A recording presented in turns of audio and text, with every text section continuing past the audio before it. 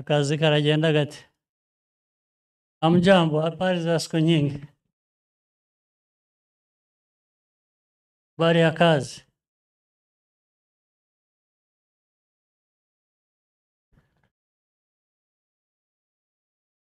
Na habari ya kazi?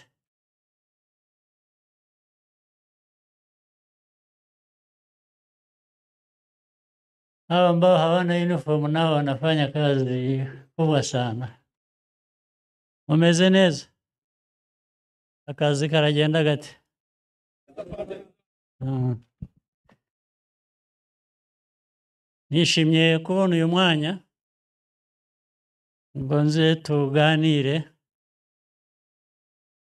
ariko mbonereho no kubashimira akazi kenshi gakomeye ka ngombwa mumaze igihe mukorera igihugu. Iyo mukorera igihugu namwe muba murimo, muba mukora akazi kanyu, sibyo?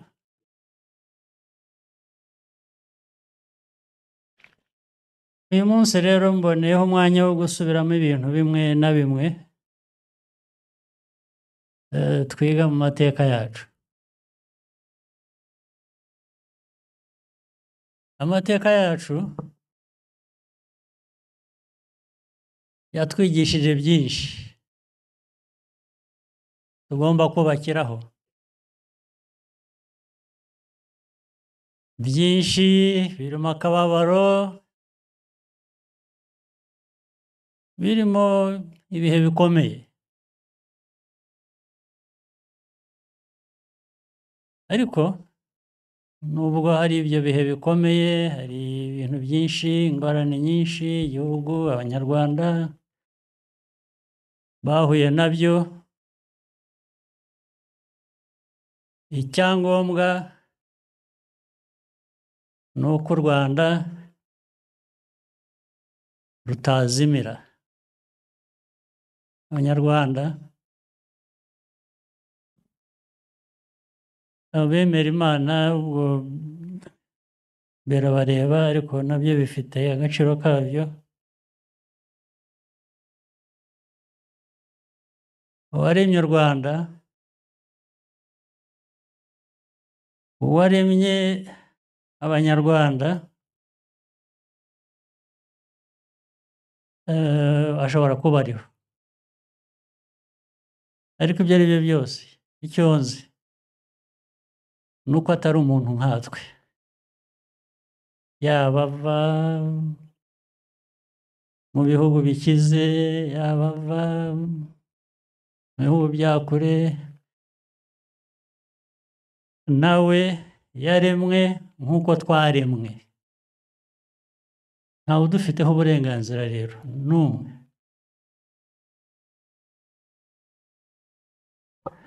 Nubwo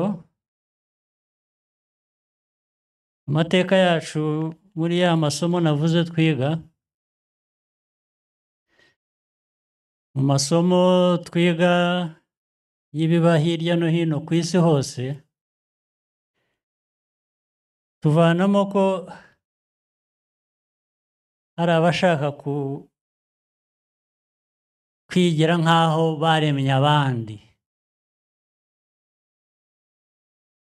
ariko ntibyo wari byo, si byo. Abaremye abandi ntabaremye, niba hari abaremye abandi, abo baremye n'abahandi ntabwo ari abo mu Rwanda. Icyo bivuze rero ni iki? Icyo bivuze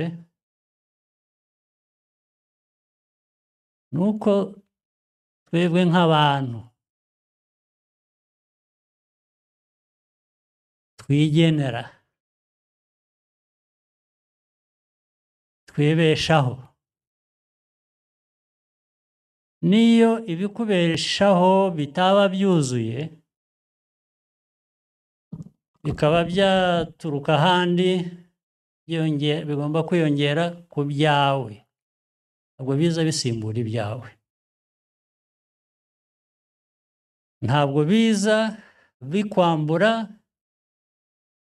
uburenganzira wifiteho.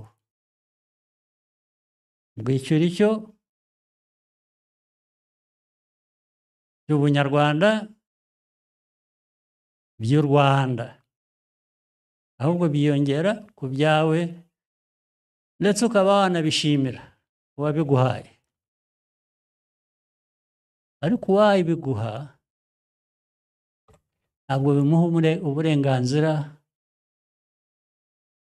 bwo kwitwara nk'uwakuremye.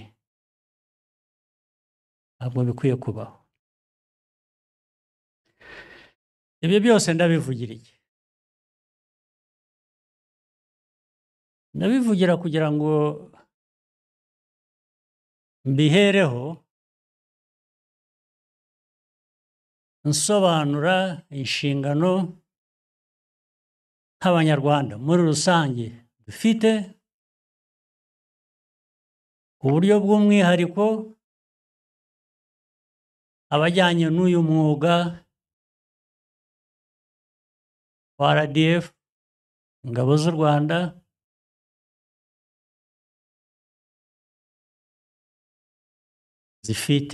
ingabo zifite inshingano nini. Buri munyarwanda yifiteho inshingano,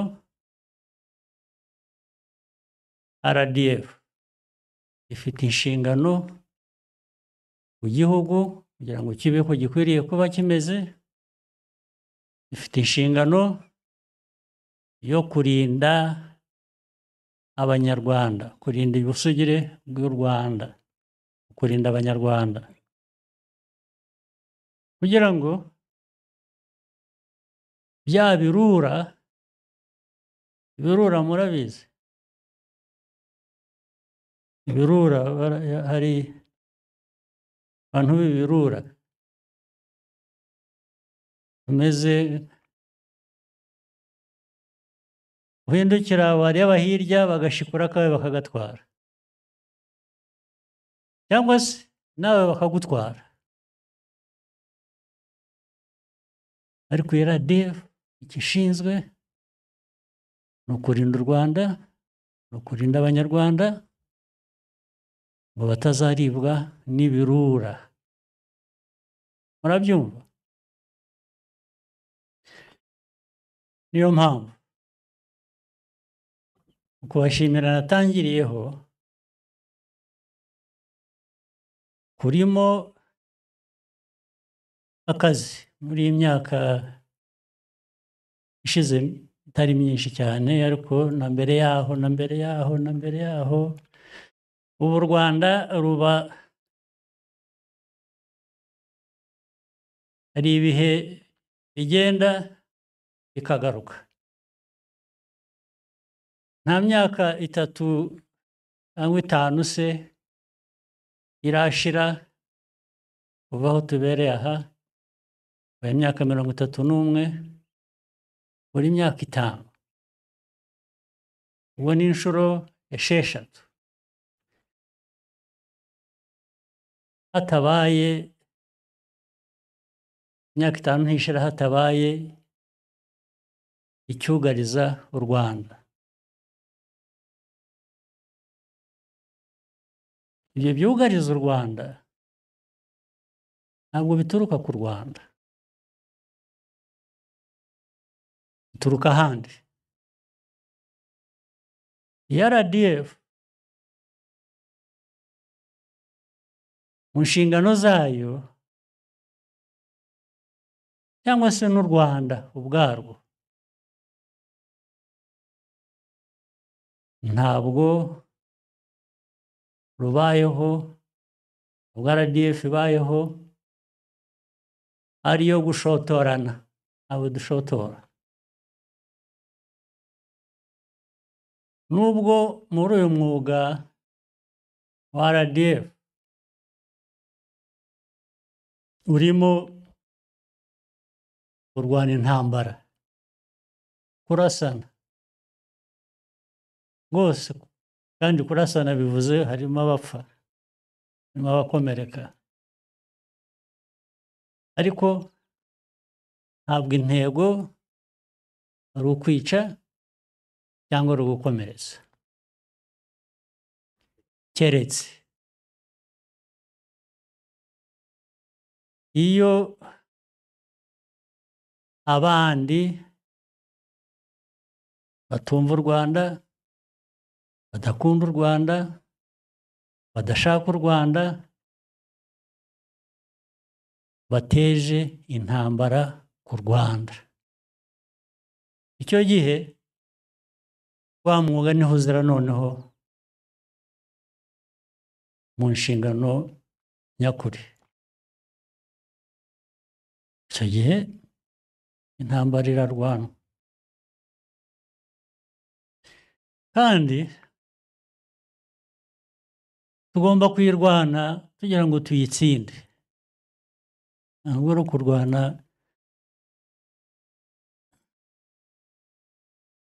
birimo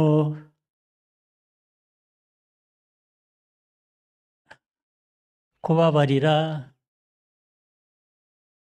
cyangwa se gusaranganya ngo nakoze bimwe aha reka njye gukora n'ibindi aha, reka tubyoroshye. Turabikomeza ahubwo bikagera kuri buri wese, kuri buri wese mu bari kuri urwo rugamba, yaba twe yaba abanzi b'u Rwanda turwana nabo, kugira ngo bibagereho, banabyumve, bumve ko intambara bashoje batari bakwiye kuba bayisoza. Niba bakunda intambara bazayitwara ahandi, ntibazayizane ku Rwanda.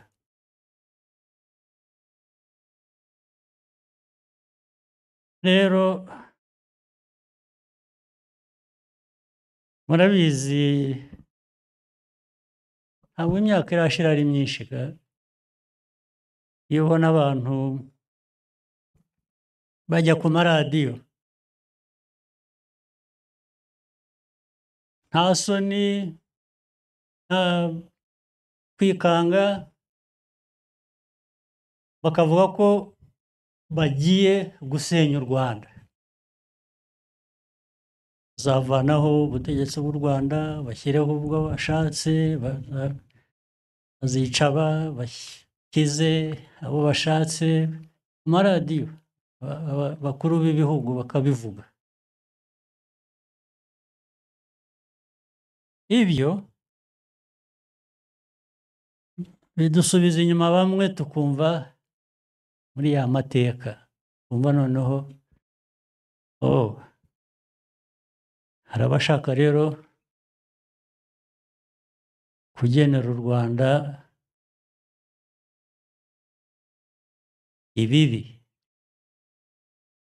Burya ni ukuvuga rero ngo tugomba guhora twiteguye, kuko kugirira nabi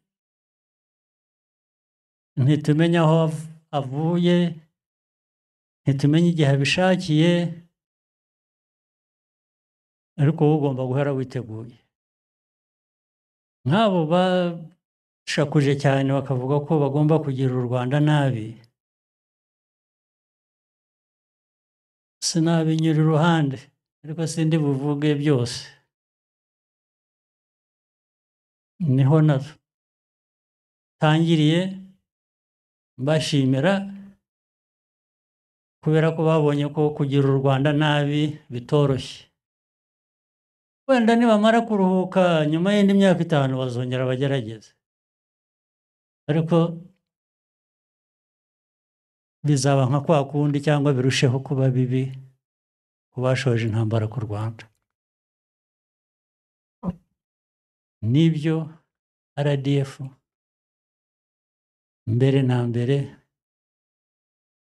ishinzwe, ingabo z'igihugu abashinzwe umutekano bose w'igihugu bafatanije n'ibyo dushinzwe. Ariko nanone ntabwo nshaka kubivuga gusa ngo bibe imvugo. Kugira ngo tube dutyo, tube ingabo n'ab'umutekano duhora twiteguye guhangana n'ibibazo bigamije kugirira nabi igihugu, bifite icyo bidusaba. Bidusaba byinshi. Icya mbere ni ukumva neza iyo nshingano kuri wowe ubwawe no ku gihugu muri rusange. Ndetse waba ukora wa mwuga uvunanye muri bya bihe bivunanye nk'ibyo nari maze kuvuga, ntukore ese ugakora nk'uwikorera. Kora nk'uwikorera, ntawe usiganya. Wumva ko ari ibyawe, noneho ugafatanya n'undi wumva ko ari ibye. Niho ingabo z'igihugu zihurira kuri icyo ngicyo, ndetse ingabo z'igihugu zigahurira kuri ibyo hamwe n'abanyarwanda muri rusange mukomokamo, imiryango yanyu, abababyara n'abandi.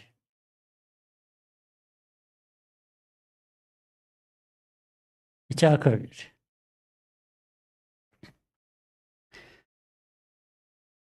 disipurine nayo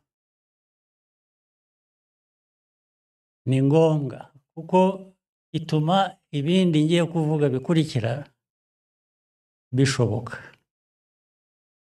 Noneho muri ya nshingano ukaba umuntu wuzuye.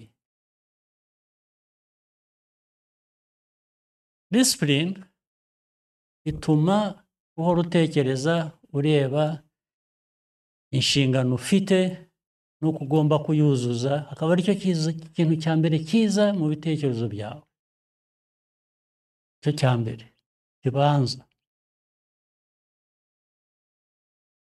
Niba ugiye mu mahugurwa nk'aya, ukaza uje gukora amahugurwa. Amahugurwa wigamo byinshi.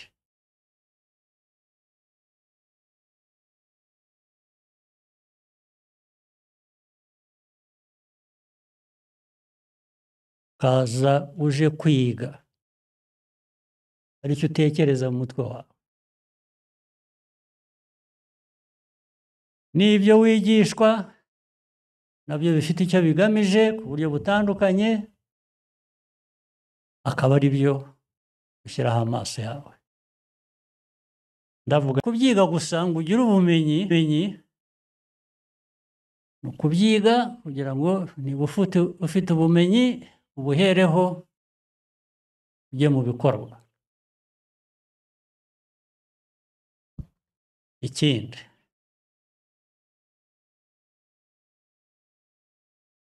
by'umwihariko,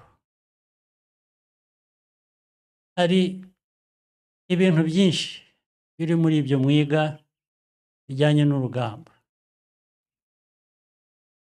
Niba ari ugukoresha iriya mbunda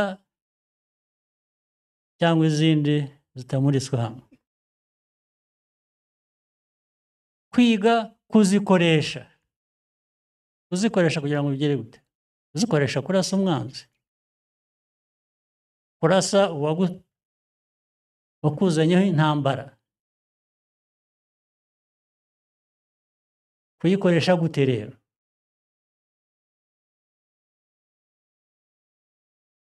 Ikoresha gute? Ubwo kuyifata, ugafata imbarutso ukarasa amasasu, ntabwo uba warwanya. ririya sasu risohoka